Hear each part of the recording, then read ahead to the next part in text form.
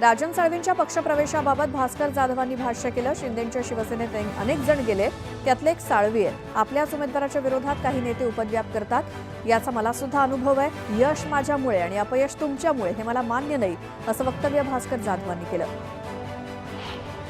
पक्ष सोडून गेलेल्यांना आपण गद्दार म्हणतो, मग पक्षात राहून विरोधात काम करणारा तर सगळ्यात मोठा गद्दार आहे, त्याला काही शिक्षा देणार, असा सवाल भास्कर जाधवांनी विचारलाय. मला योग्य संधी मिळाली नाही अशी नाराजी सुद्धा त्यांनी बोलून दाखवली. सुरेश धस आणि धनंजय मुंडेंच्या गुप्त भेटीवरनं खासदार संजय राऊतांनी सुरेश धस यांच्यावर हल्लाबोल केला. सुरेश धस, धनंजय मुंडे आणि वाल्मिक कराड हे एकच आहेत. एका विद्यमान आमदारांना देशमुख कुटुंबियांच्या अश्रूंचा बाजार मांडलाय आणि व्यापार केला. देव त्यांना कधीच माफ करणार नाही अशी टीका राऊतांनी केली. सुरेश धस यांच्यावरती विश्वास ठेवू नका असं बीडमधल्याच एका प्रमुख नेत्यानं मला सांगितलं होतं, असं खासदार संजय राऊत म्हणाले. धस यांची बाजू घेऊ नका, धस कधी पलटी मारतील असं काही लोकांनी मला समजावलं होतं, असं संजय राऊत म्हणाले. आभार यात्रेनिमित्तानं उपमुख्यमंत्री एकनाथ शिंदेंची रत्नागिरीत जाहीर सभा होणार आहे. उद्धव ठाकरेंच्या पक्षातील 2 माजी आमदार आणि जिल्हा परिषद अध्यक्ष शिवसेनेत प्रवेश करणार आहेत.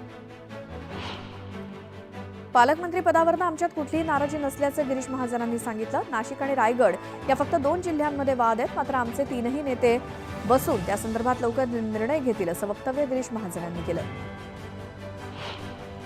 भरत गोगावले रायगडचे पालकमंत्री व्हावेत, यासाठी रायगडच्या रोहा तालुक्यातील शिवसैनिकांनी अष्टविनायक यात्रा सुरू केली. गोगावलेच पालकमंत्री होण्यासाठी शिवसैनिकांनी अष्टविनायकाच्या चरणी साकडं घातलं. मुंबई मनपाची निवडणूक भाजपच जिंकणार आहे, त्यानंतर ठाकरे गटात दोघंच बापलेक राहतील अशी टीका रावसाहेब दानवेंनी केली. ठाकरे गट संपण्याचं कारण संजय राऊतच असतील, असं दानवे म्हणाले.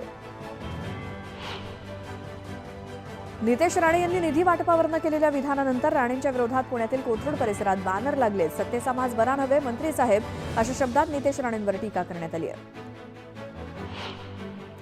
सुप्रीम कोर्टातील स्थानिक स्वराज्य संस्थांच्या निवडणुकीची सुनावणी निकाली लागणार आहे. येत्या 25 फेब्रुवारीला कोर्ट निकाल देणार असं समजतंय. सध्या सर्वच राजकीय पक्ष संघटनात्मक मोर्चे बांधणी करताना दिसत आहेत. महाराष्ट्र सरकारनं राज्यातील सर्व आयुक्तालयांमध्ये लवकरात लवकर नवीन फौजदारी कायदे लागू करावेत असे निर्देश केंद्रीय गृहमंत्री अमित शहांनी दिले. त्यावरती हे कायदे लागू करण्यासाठी आम्ही वेगानं काम करू, असं फडणवीसांनी सांगितलं. राज्याचे कृषी मंत्री माणिकराव कोकाटे यांनी केलेल्या शेतकऱ्यांसंदर्भातील विधानानंतर शिवसेनेच्या नेत्या जयश्री शेळकेंनी तीव्र शब्दात कृषी मंत्र्यांचा निषेध केला. शेतकरी नेते रविकांत तुपकर यांनी देखील कोकाटे यांच्या विधानाचा समाचार घेतला. मुख्य निवडणूक आयुक्त राजीव कुमार 18 फेब्रुवारीला निवृत्त होत आहे, त्यामुळे पंतप्रधान नरेंद्र मोदी यांच्या अध्यक्षतेखालील निवड समिती पुढील आठवड्याच्या सुरुवातीला नवीन मुख्य निवडणूक आयुक्तांच्या नियुक्तीसाठी बैठक घेण्याची शक्यता आहे. अहिल्याबाई होळकरांच्या जन्मगावी मंत्रिमंडळाची बैठक घेण्याची हालचाल सरकारनं सुरू केली. अहिल्यादेवी होळकरांच्या 300व्या जयंतीनिमित्तानं अहिल्यानगरच्या चौंडी गावात मंत्रिमंडळाची बैठक होण्याची शक्यता आहे. भिवंडीचे खासदार सुरेश म्हात्रे यांनी केंद्रीय गृहमंत्री अमित शहांची भेट घेतली. भिवंडीतल्या वाढत्या गुन्हेगारी संदर्भात त्यांनी अमित शहांना निवेदन दिलं. सांगलीच्या शिराळा तालुक्यातील मंडूर इथे हुतात्मा स्मारक परिसरात चांदोली प्रकल्पग्रस्तांचं 36 दिवसांपासून आंदोलन सुरू आहे. दरम्यान इस्लामपूरच्या सद्गुरू आश्रमशाळेच्या विद्यार्थ्यांनी आंदोलनाच्या ठिकाणी भेट दिली. आंदोलकांशी चर्चा करून त्यांनी समस्या जाणून घेतल्या. धुळ्याच्या खरडबारी गावातल्या आदिवासी महिलांनी जिल्हाधिकारी कार्यालयावर मोर्चा काढला. गावात दारूबंदी करण्यात यावी अशी मागणी महिलांनी केली. हिंगोलीच्या सेनगावमध्ये शेतकऱ्यांनी मोठ्या प्रमाणात केळीची लागवड केली आहे. नागपूर, अमरावती या भागात केळीला चांगली मागणी आहे, त्यामुळे 2,000 रुपये प्रति क्विंटल दर मिळत असल्यामुळे शेतकऱ्यांनी समाधान व्यक्त केलं.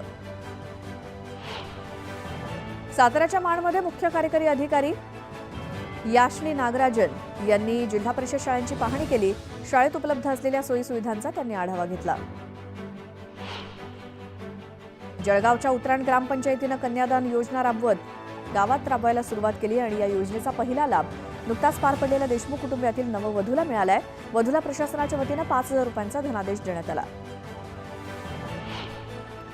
शनी शिंगणापुरातील पवित्र शिळेवरती आता फक्त ब्रँडेड तेलानंच अभिषेक होणार आहे. केमिकलयुक्त तेलामुळे शिळेवर परिणाम होत असल्यामुळे मंदिर प्रशासनानं हा निर्णय घेतला. नंदुरबारच्या सातपुडा पर्वतरांग परिसरामध्ये फेब्रुवारीमध्येच पाण्याची तीव्र टंचाई निर्माण झाली. एका हंडाभर पाण्यासाठी आदिवासी महिलांना चक्क 200 फूट खोल डोंगर दऱ्यातून जीवघेणा प्रवास करावा लागतोय. जीबीएस आजारामुळे सांगलीत दोघांचा मृत्यू झाला. दोन्ही जणांवर मिरजच्या शासकीय रुग्णालयात गेल्या 15 दिवसांपासून उपचार सुरू होते. मृतांमध्ये बेळगावच्या 14 वर्षीय मुलाचं तर सोलापूरच्या 60 वर्षीय वृद्धाचा समावेश आहे. नागपुरात जीबीएसनं पहिला बळी घेतलाय. 45 वर्षीय रुग्णाचा शासकीय मेडिकल रुग्णालयात उपचारादरम्यान मृत्यू झाला. नंदुरबारच्या सोरापाडा गावात श्री महाकाली मातेच्या यात्रोत्सवाला सुरुवात झाली आहे. यात्रेनिमित्तानं बैलांचा बाजार भरवण्यात आलाय. या बाजारात हजारोंच्या संख्येनं गावठी खिल्लारी नागोरी जातीचे बैल दाखल झाले.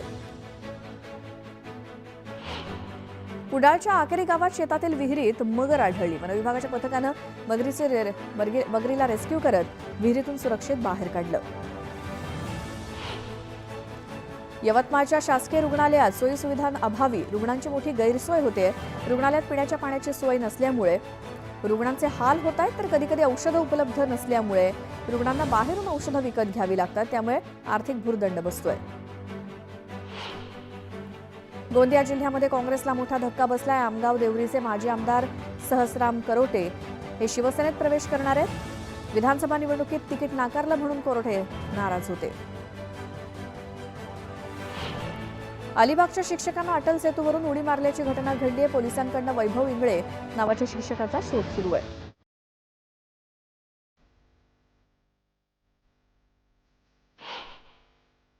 कराडमध्ये शेती उत्पन्न बाजार समितीच्या फंडातनं 1 कोटी रुपयांच्या अंतर्गत रस्ते डांबरीकरणाचा शुभारंभ करण्यात आला.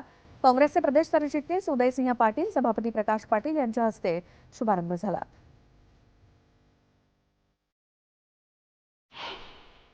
सोलापूर राष्ट्रीय महामार्गावरील माळीवाडा उड्डाणपुलाजवळ प्रवाशाचा जीव धोक्यात घालून काम सुरू असल्याचं बघायला मिळतंय. सुरक्षेची कुठलीही खबरदारी न घेता ठेकेदाराकडनं गर्डर उचलण्याचं काम सुरू आहे. यंदाची नॅशनल फिश वर्कर्स कार्यशाळा घेण्याचा मान महाराष्ट्र राज्याला मिळालाय. अलिबागमध्ये कार्यशाळा भरवण्यासाठी रायगडमधील मच्छीमारांचा प्रयत्न सुरू आहे. बंदर विकास मंत्री नितेश राणे या कार्यशाळेला उपस्थित राहणार आहेत.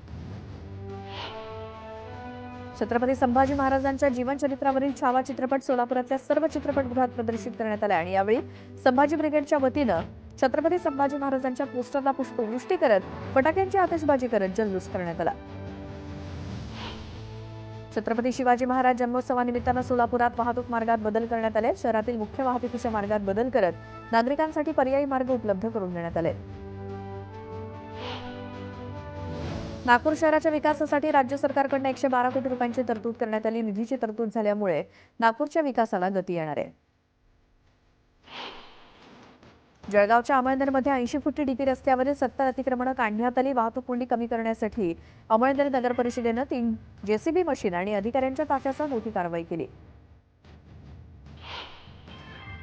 अग्निसुरक्षा नियमांचा भंग केल्याप्रकरणी नागपुरातील मेडिट्रेना रुग्णालयाला महापालिकेनं नोटीस बजावली.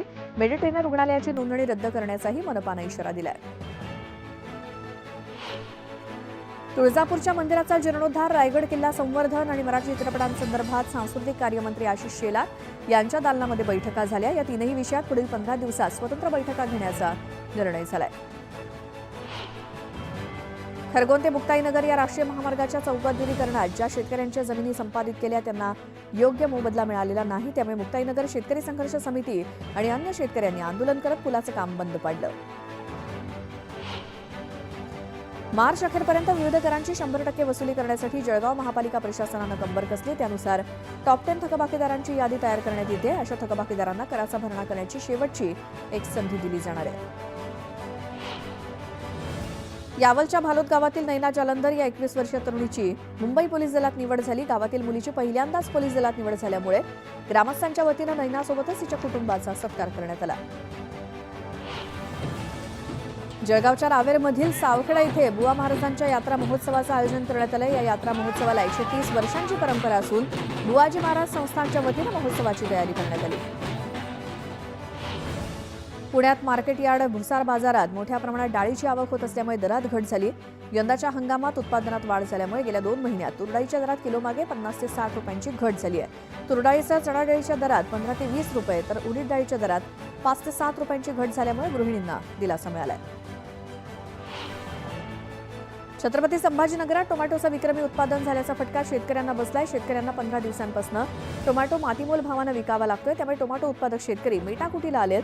लागवडीपासून ते उत्पादनापर्यंत केलेला खर्चही वसूल होत नाही आणि सध्या टोमॅटोचे दर 5 ते 10 रुपये किलो इतके पडलेत. पैठणमधील पाचोड इथे मोसंबीची बाजारपेठेत आवक झाली. दरात सुद्धा वाढ झाली आहे. पाचोडच्या मोसंबीला दिल्ली, जयपूर, कोलकाता, वाराणसी, प्रयागराजसह इतर राज्यात मागणी वाढली आहे.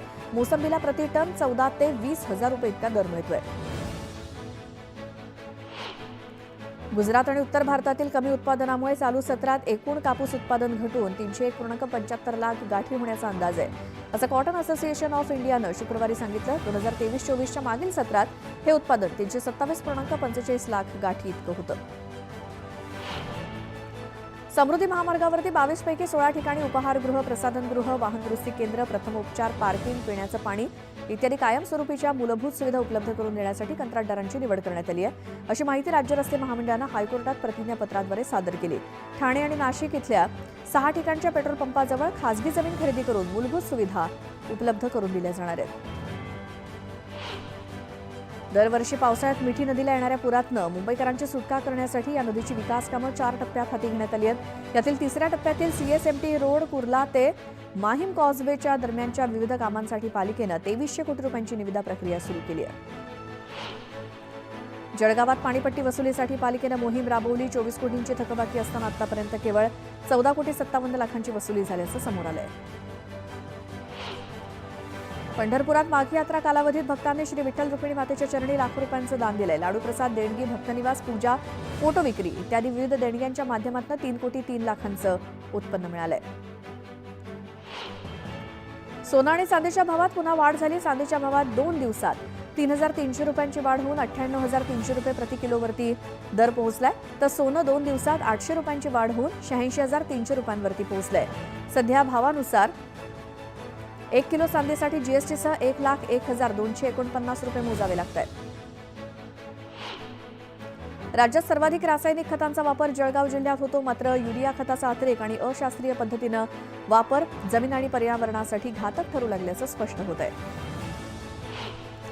ठाण्याच्या वर्तकनगरमध्ये सिंघानिया शाळेजवळ उभ्या असलेल्या स्कूल बसला अचानक आग लागली. बसमध्ये कुणी नसल्यामुळे मोठा अनर्थ टळला. वसईच्या सुरुची बाग इथे वणवा पेटला. वणव्यात सुरूची झाडं मोठ्या प्रमाणात जळून खाक झाली आहेत. आग कोणी लावली की अचानक कोणत्या कारणामुळे लागली याचा तपास पर्यावरण प्रेमी करतायत. पुण्याच्या कर्वेनगर उड्डाणपुलावरती चालकाचं नियंत्रण सुटल्यामुळे कारचा अपघात झाला. या अपघातात कार चालक जखमी झाला. किंग सर्कलच्या गांधी मार्केट जवळ असलेल्या रेल्वे ब्रिज खाली एक कंटेनर अडकून पडला. यामध्ये कंटेनरचा वरचा भाग कापला गेला. काही वेळानंतर कंटेनर ब्रिज खालून काढण्यात आला. जुन्या मुंबई पुणे महामार्गावरती 2 मोटरसायकलची समोरासमोर धडक झाल्यामुळे भीषण अपघात झाला. या अपघातात एकाचा मृत्यू झालाय तर 3 जण गंभीर जखमी झाले. सटाण्याच्या अजमेर सौदाणे इथे एका घराला भीषण आग लागली. या आगीमध्ये घरातील संपूर्ण साहित्य जळून खाक झालं. छत्रपती संभाजीनगरच्या दिल्ली गेट परिसरातील जिमला भीषण आग लागली. आगीमध्ये संपूर्ण जिम जळून खाक झाली. छत्रपती संभाजीनगरमध्ये नर्स असलेल्या तरुणीचा तिच्या प्रियकरानं खून केल्याची धक्कादायक घटना घडली. खून केल्यानंतर आरोपीनं मृतदेह शेतातल्या एका पडक्या खोलीमध्ये पुरून टाकल्याचं समोर आलं. या प्रकरणी पोलिसांनी प्रियकराला ताब्यात घेतलं. पुण्यात लष्करात नोकरी लावण्याच्या आमिषानं 2 तरुणांची 5 लाखांची फसवणूक करण्यात आली. या प्रकरणी पोलिसांनी उत्तराखंडमधल्या एका विरोधात गुन्हा दाखल केलाय. जळगावच्या भडगावमधील वाळू माफियांवरती 40गाव शहर पोलीस पथकाकडून धडक कारवाई करण्यात आली. 5 ब्रास वाळू डंपरसोबतच 22 लाखांचा मुद्देमाल जप्त करण्यात आला.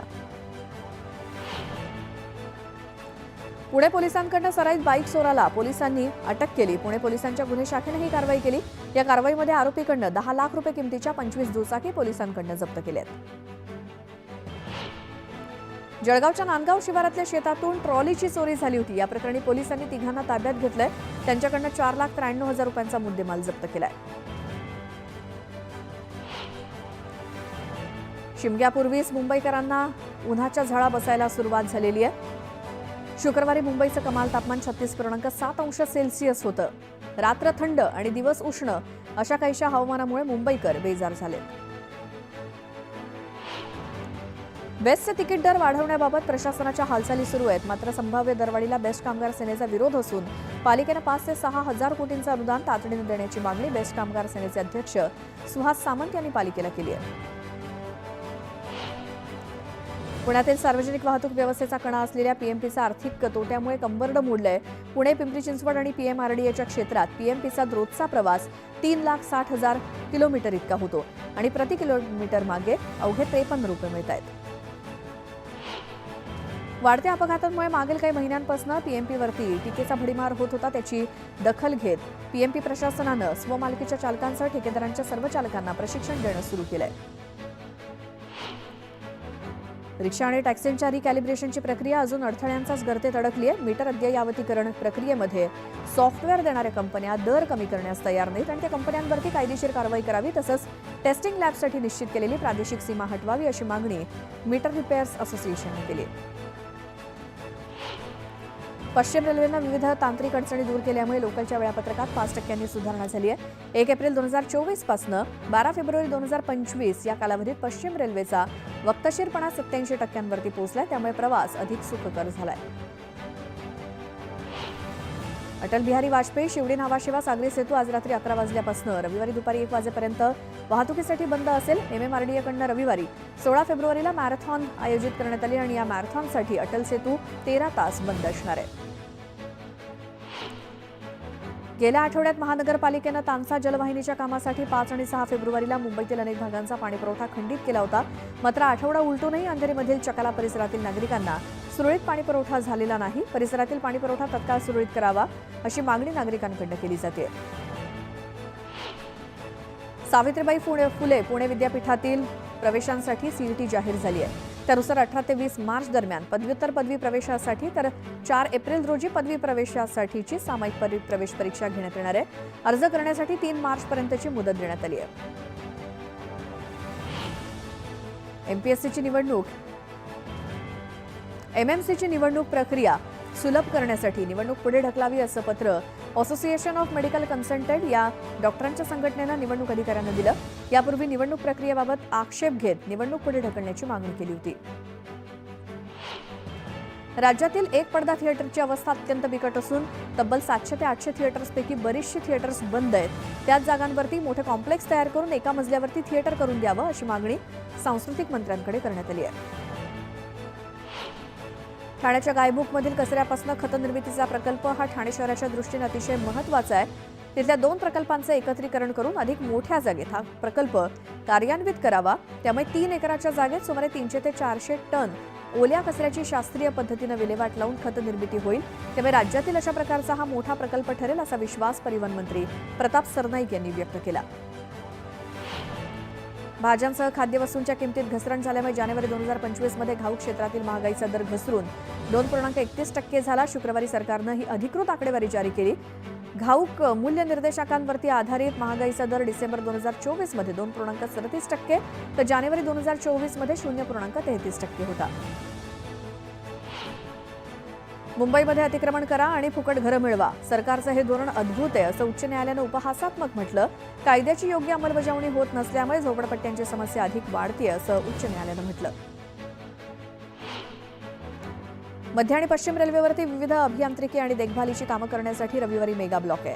ब्लॉक कालावधीत सीएसएमटी ते विद्याविहार दरम्यान अप आणि डाऊन धीम्या मार्गावरील लोकल आणि जलद मार्गावरती वळवण्यात येणार आहे. बँकेशी आधार कार्ड लिंक होत नसल्यामुळे लाडक्या बहिणींच्या पदरी निराशा आली आहे. मात्र आता 6 लाख लाडक्या बहिणींचे आधार कार्ड बँकेशी लिंक झाल्यामुळे त्यांना फेब्रुवारी महिन्याच्या अखेरपर्यंत लाभ मिळणार असल्याचं महिला आणि बाल कल्याण विभागातील अधिकाऱ्यांनी सांगितलं. राज्य सरकारनं 2022 मध्ये 75,000 रिक्त जागा भरण्याचा निर्णय घेतला होता. मात्र सर्व विभागांनी घेतलेल्या परीक्षांमार्फत नियुक्तीपत्र देण्याचं काम होत असताना ही संख्या 1,50,000 पर्यंत पोहोचली अशी माहिती मुख्यमंत्री देवेंद्र फडणवीस यांनी दिली. महाराष्ट्र राज्य परीक्षा परिषदेतर्फे घेण्यात आलेल्या शिक्षक पात्रता परीक्षेचा अंतिम निकाल जाहीर करण्यात आलाय. त्यानुसार परीक्षेत 11,168 उमेदवार पात्र ठरलेत. एकूण निकाल 3.38% लागलाय. आरटीईच्या 25% राखीव जागांसाठी 1,01,916 जणांची निवड करण्यात आली आहे तर 85,000 मुलं अर्जाच्या प्रतीक्षेत आहेत. आरटी प्रवेशाची पहिली निवड यादी जाहीर झाली असून लॉटरी प्रक्रियेद्वारे ही यादी जाहीर करण्यात आली आहे. यात जळगाव जिल्ह्यातील 268 शाळांसाठी उपलब्ध असलेल्या जागांसाठी 3080 विद्यार्थ्यांच्या नावांची यादी जाहीर झाली आहे. आता क्रिकेटमध्येच पदवी शिक्षण घेता येणारे मुंबई क्रिकेट असोसिएशन आणि मुंबई विद्यापीठ अभ्यासक्रम सुरू करणार आहे. राज्यातील बाजार समितीमध्ये बाजारात मक्याची आवक 730 क्विंटल इतकी झाली तर सोयाबीनला 2211 रुपये प्रति क्विंटल इतका दर मिळाला. बाजारात मक्याची आवक मोठ्या प्रमाणात मंदावली आहे. राज्यातील बाजार समितीमध्ये सोयाबीनची आवक 18,221 क्विंटल इतकी झाली तर सोयाबीनला 3,878 रुपये प्रति क्विंटल इतका दर मिळाला. राज्यामध्ये 2,577 क्विंटल ज्वारीची आवक झाली होती. शाळू ज्वारीला मंठा इथे कमीत कमी 1700 तर सरासरी 2,000 रुपये प्रति क्विंटल सरासरी दर मिळाला. राज्य सरकारनं 2024-25 या हंगामात 14,13,270 टन सोयाबीनचं खरेदीचं उद्दिष्ट समोर ठेवलं होतं. 6 फेब्रुवारीपर्यंत एकूण 5,11,657 शेतकऱ्यांकडून 11,21,385 टन सोयाबीन खरेदी केलं आहे. महाराष्ट्रातील सोयाबीन खरेदीचं हे प्रमाण अन्य राज्यांपेक्षा जास्त आहे अशी माहिती पणन विभागानं प्रसिद्धी पत्रकाद्वारे गुरुवारी दिली. युट्यूबर रणवीर अलाहाबादिया काल खार पोलिसांकडे चौकशीसाठी उपस्थित राहिला नाही. अलाहाबादियाला दुसऱ्यांदा चौकशीसाठी बोलावण्यात आलं होतं. महाकुंभमेळ्यामध्ये 50 ते 55 कोटी लोक येतील, ज्यामुळे उत्तर प्रदेशच्या अर्थव्यवस्थेला चालना मिळेल असं योगी आदित्यनाथ यांनी म्हटलं. तसंच महाकुंभमेळ्याच्या आयोजनासाठी 1500 कोटी रुपये खर्च झालेत, त्या बदल्यात 3 लाख कोटी रुपयांचा फायदा होतोय असं देखील योगी आदित्यनाथ यांनी सांगितलं. वक्फ दुरुस्ती